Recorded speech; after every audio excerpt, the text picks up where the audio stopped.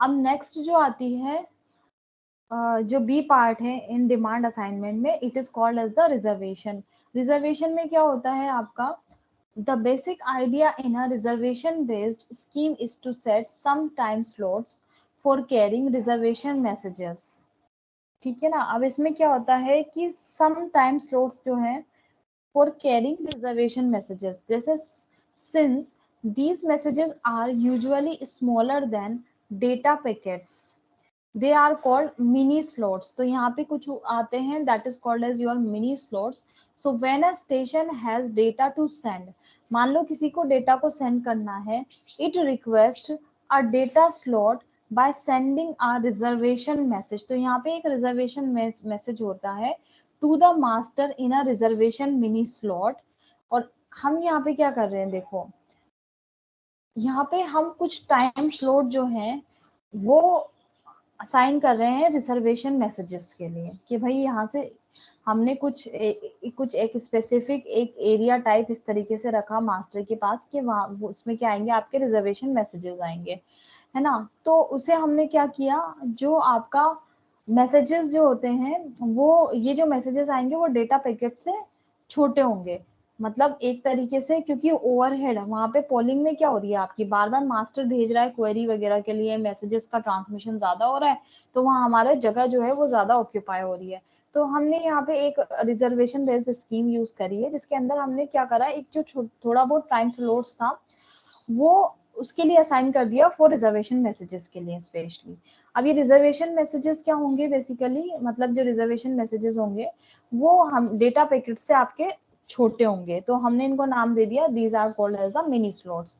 So when a station has data to send, it request a data slot by sending a reservation message to the master in a reservation mini slot। ठीक है। In some schemes such as in fixed priority oriented demand assignment, each station is assigned its own mini slot। ठीक है। तो fixed priority oriented के अंदर क्या होता है, आपका सबका एक असाइनमेंट होता है मिनी स्लॉट का। So in other scheme such as in packet demand assignment, multiple access station content to access to a mini slot using one of the distributed packet based contention schemes such as slotted aloha हो गया, यहाँ पे एक example दे दिया। ठीक है, ये क्या है, पैकेट डिमांड आपका असाइनमेंट मल्टीपल एक्सेस होता है ना। तो इसमें आपने क्या किया, distributed package based contention scheme में आता है ये। So when the master receives the reservation request, it computes a transmission schedule and announces the schedule to the slaves। ठीक है। तो यहाँ पे क्या होता है कि जो मास्टर होता है, अगर उसने रिसीव करा है कोई रिजर्वेशन रिक्वेस्ट को, तो ये क्या करेगा, कंप्यूट करेगा a transmission schedule and announce कर देगा the schedule to the slaves. ठीक है ना। तो सारे स्लेव्स को इसने क्या किया, वो चीज अनाउंस कर दी। अब in a reservation based scheme, if each station has its own reservation mini slot, collision can be avoided। अब देखो क्या हुआ यहाँ पे, कि मान लो जो मास्टर था उसने रिसीव किया, क्या रिसीव किया कि आपका उसके पास एक रिजर्वेशन रिक्वेस्ट आ गई कि भाई हम, जैसे हम नॉर्मली करते हैं रिजर्वेशन के अंदर कि हमने क्या करा, कोई सीट बुक करवा दी।